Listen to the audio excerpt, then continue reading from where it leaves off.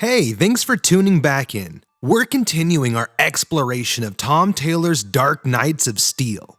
Cracking the spine of issue 3, Jimmy Olsen spots a green meteorite falling through the atmosphere, and he shouts to a page to fetch him a Robin because they need Batman. Oh man, I kinda like that. Jimmy Olsen is a young astronomer because of his connections to the Daily Planet. And we'll see more of Jimmy Olsen when we get into the prequel stories of the Tales of the Three Kingdoms. A star falling so close to the assassination of the king rings too close to the prophecy for Bruce to ignore. He asks permission for him and Alfred to ride a half a day's journey to investigate. Waller points out that they should lock down and stay close after this attack, and not go traipsing off on a quest. And Cal again downplays the relevance of a prophecy. But Laura knows how deeply their people, the people of Earth, take the concerns of these foretellings. They may have had another way of doing things on Krypton, but ignoring and trouncing these people's tradition will only brew resentment. Not only does she grant Bruce his request, but she assures him that they will not hold the king's funeral until both he and Zala return. But of course, they are not the only ones to notice the falling star.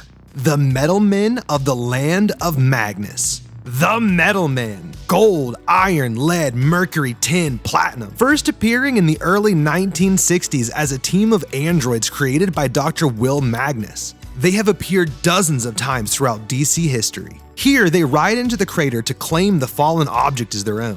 However, someone else is already there.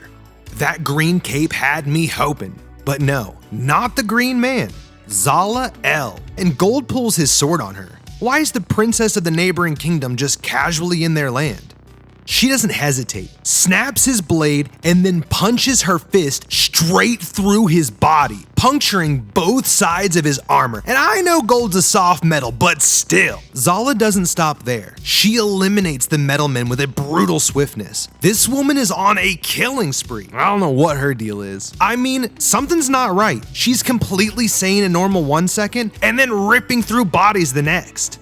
And back on Amazon Island, Lois brings news of Prince Jacob's death to the Queen. She also informs her that King Pierce is on his way to the island for a face-to-face. They assume that the attack was a kind of retaliation, but do not know who had done the retaliating. Standing on the shore, they await the king's envoy, but the king doesn't stop on the dock. He has to take one step onto the sand. Swords are drawn. He's reminded of the rule that he already knew very well.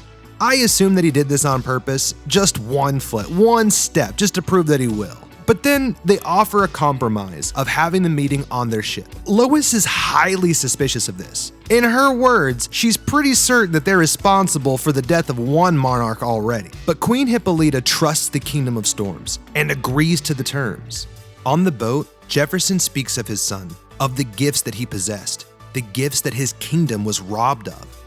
And Hippolyta has to ask, before she makes any prejudgments about his son's death, did he order the assassination of Jor-El? And Pierce admits it boldly, that he had to act first, had to do something to save the world. After seeing the evil that they are capable of firsthand, he knows that he was right. He tells them it was Zala who killed his boy. Diana lashes out in defense of the person that she knows and cares for, that Zala wouldn't do that. But Pierce passionately disagrees. He tells her again what he saw with his own eyes, what he always knew that they were capable of. And Lois asks an important question. Why? Why would she do that specifically? But this enrages Pierce. She did it with a smile. What does he care? The reason why? Then he turns to Hippolyta, passing judgment on the way that she allows her daughter to be in such a relationship with an El. But the queen stops him right there, having never moved, never lost her composure, and being the only one in the room with a clear head, the only one who knows how fickle fate can be. She calmly states that if a war with the Els proves completely unavoidable, the Amazons will not abandon their generations of alliance with the Kingdom of Storms, and that they will stand with them. This sends Diana off. She refuses to fight in a war that she doesn't believe in, against her love for the sake of tradition. She vows to find the truth and bring an end to the dispute before countless Amazonians die for nothing. On her way out, Lois offers a few consoling words. Though her mother sees her defiance as a grand ordeal, there is nothing treasonous about trying to prevent a war. Strikingly similar to what Quinn was saying to Bruce in the last issue. Lois also mentions Batman having his little Robins in Jefferson's court. Nice. I wonder if that's where Tim Drake's been hiding.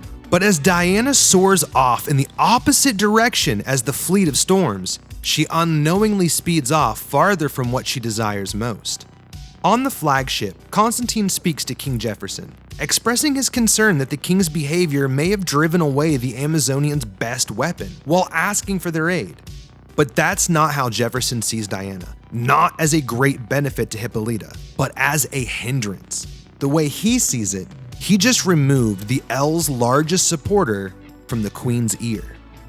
But just then, someone spots Zala floating just ahead of the ship. Jefferson seizes the opportunity by grabbing a hold of the ship's bowsprit and using it as a conduit to direct his lightning strike at her. Blasting her right out of the sky, Zala plummets into the water. The ship scatters to get eyes on her, unsure of whether or not to mount a defense or rejoice. But instead, she suddenly blasts through the ship, sending a cyclone through it, snapping the mast. And then she picks up some splintered wood and impales King Pierce, vowing no more kings. An absolute murder spree. Look, I know I said I was on the side of the L's, but this woman needs to be stopped. John runs to his king's side. He feels responsible. If he was any kind of seer, why couldn't he have foreseen this? But Pierce tells him that that's nonsense as he struggles to make out his final decree. He tells John that his eldest Anissa is now queen. He charges him with the task of advising her, sticking with her and seeing their vision through. Their vision for a brighter tomorrow, preserving the beauty of the world. Now, I'm sorry, but if you want your children to experience the beauties of the world, perhaps directly starting a war that they will have to wage, not a great idea. Back in the land of Magnus, Batman and his Grey Knight survey the destruction. They don't know who or what could have done this. However, the savagery of the way that these warriors were torn limb from limb reminds Bruce of the prophecy. It comes from the stars. People tear as easy as parchment.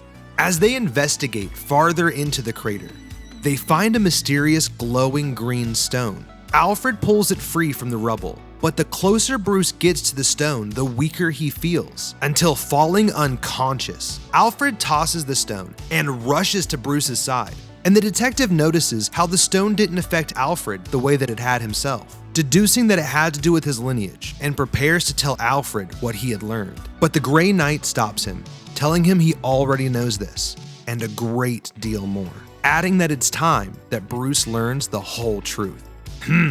That's where this issue leaves us.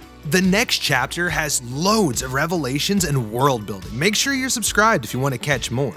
Also, why do I call him the Grey Knight? Because I love the Grey Ghost, a character from the animated Batman series that sort of inspired Bruce to create the Batman persona. I've seen a lot of Alfred variations where he's some sort of ex-secret agent hired as a bodyguard for the Waynes. Why not take that a step farther? I'd love to see an Elseworld noir where Alfred was the Grey Ghost, an antiquated golden-ish age masked detective who was hired by Martha Wayne when she feels that her husband's life was in danger. Posing as their butler allows the detective to act as chief of staff and valet without appearing as if the Waynes hired a bodyguard. Of course, we could extrapolate that he's unsuccessful in preventing their deaths, but vows to solve their murder. And so does their young son, Bruce, whose keen eye and determination to find the truth leads him to discover Alfred's identity, perhaps even becoming the first iteration of Robin in the process of solving the crime.